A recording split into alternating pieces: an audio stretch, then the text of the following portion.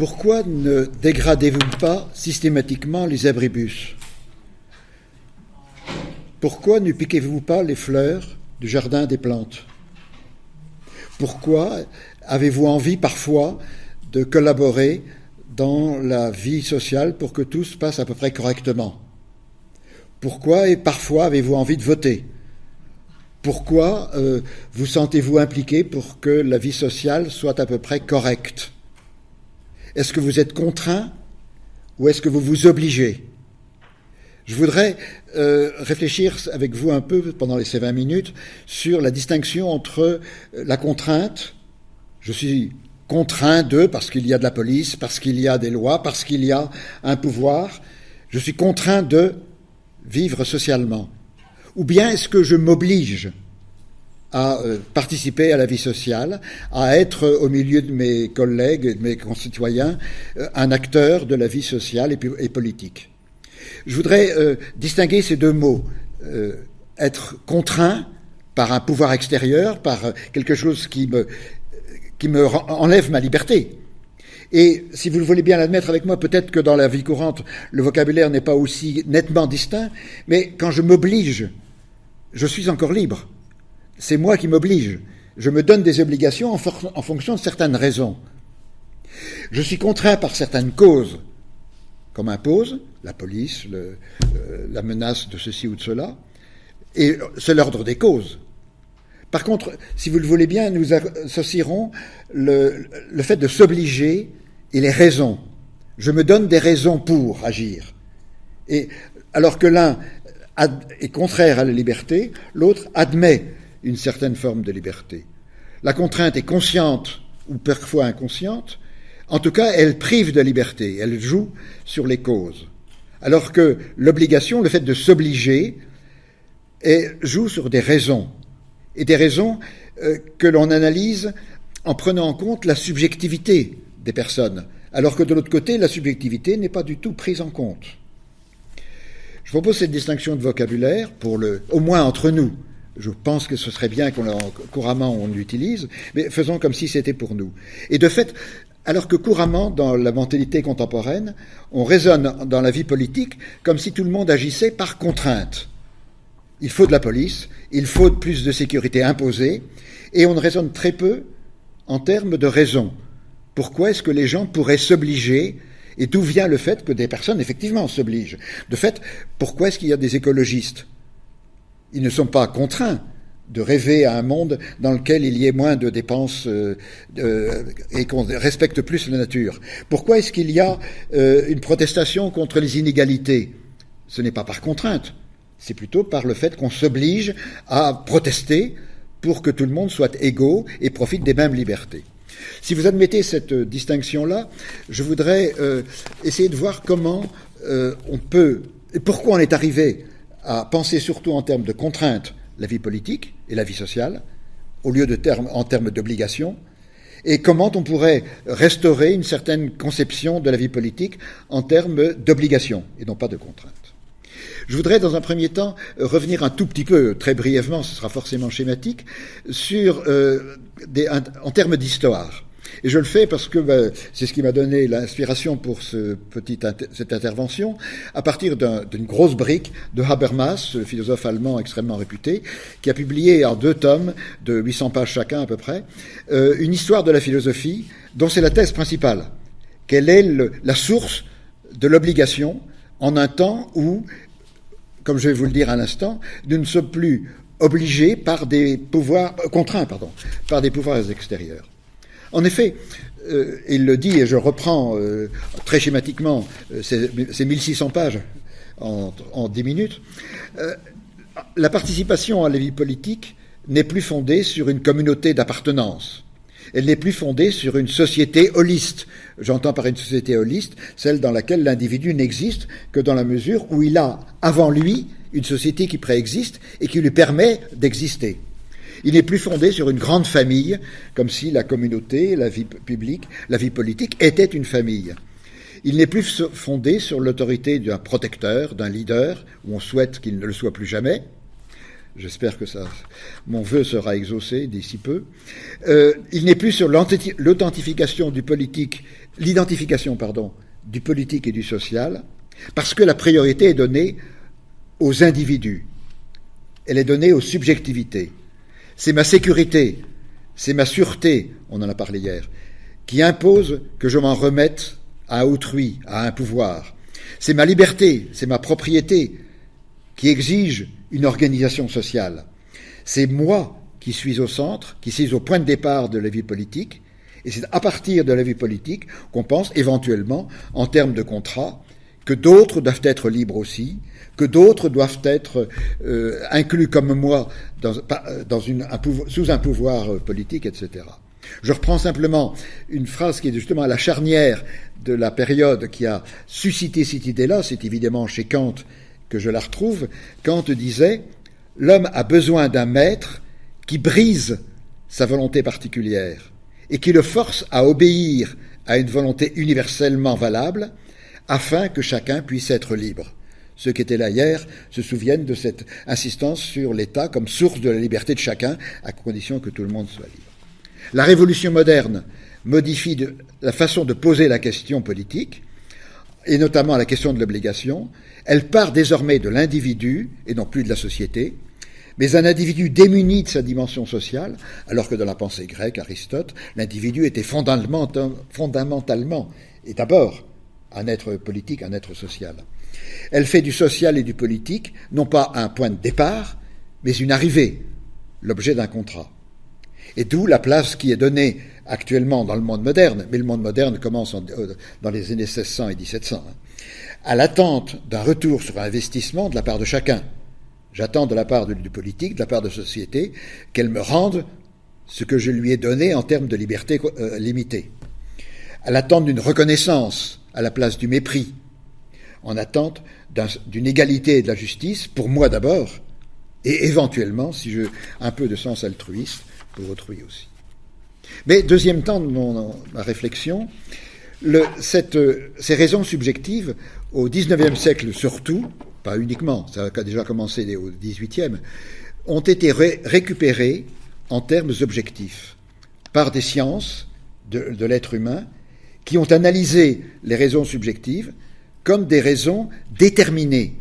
Si j'agis par sens social, si j'agis de façon désintéressée, c'est qu'en fait je suis intéressé. C'est qu'en fait il y a des déterminismes en moi qui jouent. Et ce qui était raison subjective est pensé en termes de contraintes, désormais. Le pouvoir agit sur les individus et par la mise en place d'un urbanisme qui contraint, par la mise en place d'un biopouvoir, je pense bien sûr à Foucault, par la mise en place d'institutions, consciemment ou surtout inconsciemment, je suis en fait contraint à être un être social. L'économie elle-même, elle part du fait que je suis intéressé individuellement, que je recherche mon profit, mais que la recherche de mon profit, en fait, conspire à la constitution d'une richesse commune, d'un capitalisme. La rivalité et la concurrence réalisent, contre ma volonté, une cohésion sociale. L'accord implicite de participer à la construction commune par ma recherche d'un salaire, par ma recherche d'une meilleure position sociale, aboutit à faire une vie sociale plus riche, à faire une société marchande qui est plus efficace. De façon plus globale, si je généralise un peu ce que j'appellerais cette ruse de la raison, c'est un terme que j'emprunte à Hegel, qui souligne que le fait qu'il y a des tas de pratiques individuelles qui, par une ruse de la raison, constituent une structure sociale indépendamment de la volonté des individus.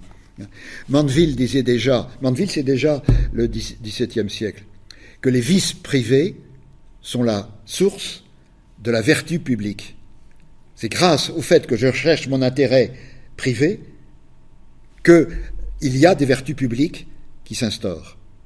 Ou encore Kant, qui parlait de l'insociable sociabilité, il est bien dans l'optique de ce XVIIe siècle, et je cite encore ces mêmes textes de l'histoire universelle, l'homme rencontre en lui-même ce caractère insociable qu'il a de vouloir tout diriger selon son propre point de vue. Mais ceci le conduit à surmonter sa paresse, Et par là s'effectuent les premiers pas qui le mènent de l'état brut, non civilisé, à la culture. Il y a des déterminismes qui jouent à l'intérieur même de chacun de nous et qui font de nos intérêts privés la richesse publique. De fait, je ne dénierai pas ces structures. Il y a des tas de déterminismes que les sociologues dénoncent, remarquent à juste titre, que les psychologues, je n'ai pas parlé de Freud, remarquent à juste titre. Ils sont constants et ils demeurent, et ils n'empêchent pas qu'ils demeurent malgré tout ce que je vais dire par la suite. Mais, néanmoins, il me semble qu'ils n'épuisent pas la question de l'obligation politique. Il me semble que la contrainte, et tout ce qui a été dit comme contrainte, n'empêche pas qu'il y ait obligation. Il est impossible de rendre compte en termes uniquement objectivants de l'expérience du nous. On ne peut pas parler uniquement en termes de je. Nous avons tous l'expérience d'un nous. Il est impossible de se placer totalement et uniquement du point de vue de Dieu ou du point de vue de nulle part pour analyser les faits sociaux. Il faut aussi nécessairement, me semble-t-il, pour analyser la politique, partir de ce que pensent effectivement les individus, de la façon dont ils ont l'impression d'être dans un nous, et de ne pas parler seulement en termes de jeu. La politique est de fait liée à la liberté individuelle, c'est ce qu'elle a de commun avec l'éthique, et elle est liée à l'action pour des raisons, et non pas seulement pour des contraintes.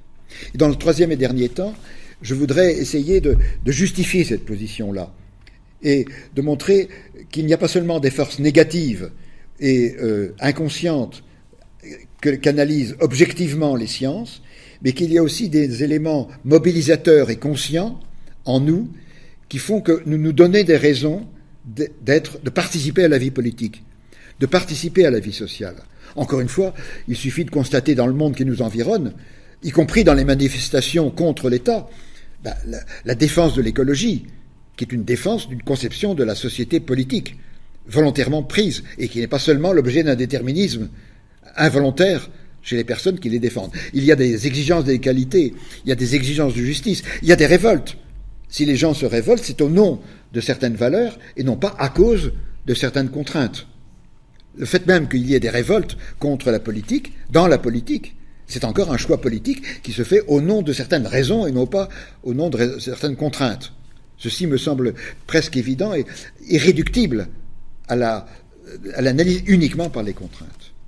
Je voudrais essayer de faire un peu l'inventaire de ce que peut être une constitution de ces raisons qui s'accumulent, et j'insisterai à chaque fois, il y a des incertitudes, que ce n'est pas joué, parce que justement nous sommes dans l'ordre des raisons et non pas dans l'ordre des déterminismes. Nous sommes dans l'ordre de l'éthique et non pas dans l'ordre d'une certitude. Et donc à chaque fois c'est un pari. Ça peut être comme cela, mais ça peut être tout à fait l'inverse. La première étape que je vous propose, je vous en proposerai 6, c'est la prise en compte d'un territoire commun, la prise en compte de certaines conditions partagées dans la vie.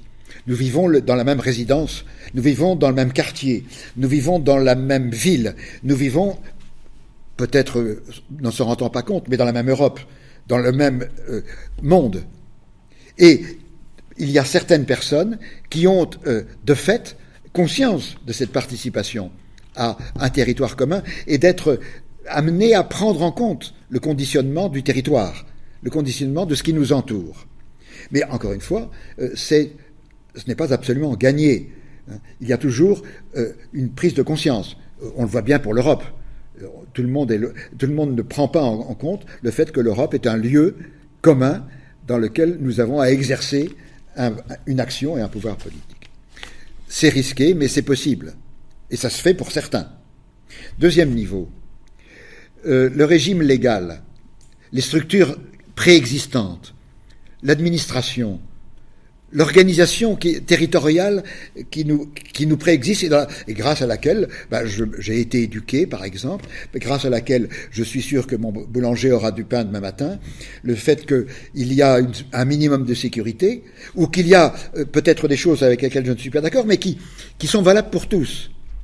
Il y a, et ça, Hegel comme Kant le soulignait beaucoup, il y a déjà une éthique présente dans les institutions, et il y a déjà une éducation qui se fait à l'universel, qui m'amène à dépasser mon point de vue singulier et qui m'amène à poser la question valable pour tous. Je peux me révolter contre les institutions qui m'entourent, mais je me révolte contre quelque chose qui est déjà général, qui n'est pas seulement pour moi.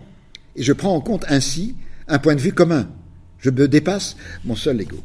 Encore une fois, c'est risqué, parce qu'il y a des lieux où les institutions sont tellement défaillantes, où c'est tellement la pagaille, Haïti pour reprendre des exemples extérieurs, où il n'y a pas de conscience de quelque chose qui pourrait m'éduquer à la prise en compte universelle. Troisième niveau, qui est déjà plus risqué, l'entrée dans une discussion commune. Partager l'envie d'essayer de convaincre les autres que ce serait mieux de faire comme ceci ou comme cela. Prendre les autres à témoin de la discussion. C'est ça qu'Habermas a surtout mis en fait. La discussion est déjà une volonté de ne pas rester sur soi, mais de faire partager des opinions et de faire en sorte que les autres soient d'accord pour les mêmes raisons que moi. C'est pas mes raisons à moi tout seul qui comptent, j'ai envie de partager avec les autres. Et déjà à ce moment-là naît l'existence d'un bien. Je n'ai pas dit l'intérêt, je distingue intérêt et bien. Un bien, c'est ce qui est visé. L'intérêt, c'est ce que l'on voit actuellement. Je suis dans un syndicat de copropriété, on s'occupe de l'intérêt de chacun des copropriétaires. Dans la politique, on cherche non pas l'intérêt de chacun, mais on cherche à viser quelque chose qui n'est pas encore actuel, mais qu'on cherche, on ne sait pas très bien. Est-ce qu'il vaut mieux s'occuper des jeunes ou bien s'occuper des personnes retraitées? On va essayer de se mettre d'accord là-dessus, mais en définissant l'idéal, en définissant un bien, et un bien qui soit commun. Non pas un commun possédé, comme j'en ai parlé au premier niveau, non pas le territoire, mais quelque chose qu'on va chercher et qui sera commun, un bien commun, qui n'est pas l'intérêt général. Je ferai une distinction. Éventuellement, si vous pouvez écouter Laval tout à l'heure, c'est quelqu'un qui défend très fort cette idée que le bien commun n'est pas possédé, mais qu'il est toujours en avant, qu'il est toujours en recherche. Et c'est au nom de ce bien commun qu'on discute. On essaie de se mettre d'accord sur ce qui pourrait bien être un bien commun, qu'on ne possède pas, qu'on ne sait pas ce que c'est, mais on le cherche constamment. Et déjà, le fait de le chercher, c'est un accord. C'est mon quatrième niveau. Accord plus ou moins explicite sur des procédures pour discuter. Est-ce que c'est celui qui parle le plus fort, ou est-ce que c'est celui qui a les raisons les plus valables? Et qu'est-ce qu'on va appeler les raisons les plus valables? Il faut qu'on se mette d'accord. Alors, il y a beaucoup de pratiques déjà courantes dans des associations, dans les syndicats de communes, dans tous les endroits. On a implicitement d'accord sur les règles de la discussion, sur ce qui fait le droit de la discussion. Mais quelquefois, on remet en cause et on remet en place déjà un universel. Quelles sont les règles de la discussion entre nous? Et là, on passe fondamentalement du jeu au nous, en adoptant le point de vue d'autrui. Qu'est-ce qui fait qu'autrui va être d'accord avec moi sur les procédures d'échange? Là encore, vous savez bien que les procédures ne sont pas communes, ne sont pas d'accord, et qu'il est très souvent, dans n'importe quel lieu politique, ne sont pas un objet d'accord, mais sont l'objet de longues discussions. Est-ce qu'on va voter à la majorité simple ou à la majorité qualifiée? Est-ce qu'on va chercher un consensus absolu? On en discute en Europe. Ou bien est-ce qu'on va être à la majorité simple?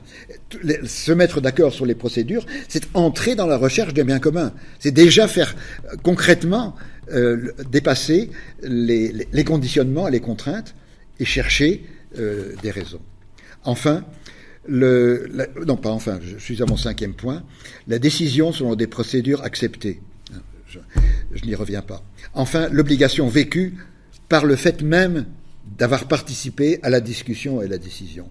Je pense que si tout ce qui précède est fait, on est compromis, parce qu'on a accepté de discuter, parce qu'on a accepté de prendre en compte, je ne vais pas reprendre les 5 points qui précédaient, mais on a accepté d'être impliqué dans la réalité qui nous entoure, de la prendre en charge dans la révolte même, et de tenter dans la discussion même de voir les choses autrement.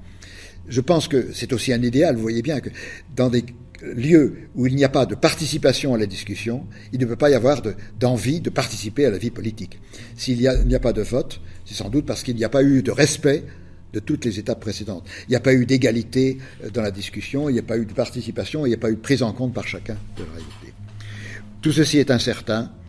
L'inégalité initiale des gens, inégalité sociale, fait que chacun retombe dans la recherche de son intérêt privé et refusent de participer à la vie commune. S'il y a une déformation de l'information, comme on le voit maintenant avec les médias sociaux, il n'y a pas de partage. Si on n'accepte pas la différence dans la discussion, il n'y a pas de bien commun à chercher. Si on refuse une décision commune, il n'y a pas de partage de la vie politique. Je conclus. La difficulté moderne est celle qui a mis en place dans les individus la source de la vie politique. Simplement, il ne faudrait pas que cette remise à chacun de cette décision des vies politiques soit masquée par la croyance que nous sommes totalement contraints. Nous sommes libres d'agir dans le champ politique. Mais libre, ça veut dire qu'il y a des exigences. Il faut remettre en place une égalité. Il faut remettre en place la possibilité pour tous d'avoir envie de participer à la vie politique. Sinon, il n'y a pas de choix possible. Il faut que chacun participe effectivement à la mise en place des règles de la discussion. C'est facile à l'échelle d'une association, et encore, si vous en avez l'expérience. C'est relativement facile à l'échelle d'une petite communauté. C'est relativement facile à l'échelle d'un quartier. Plus on passe au niveau global, plus c'est difficile. Il faut bien essayer.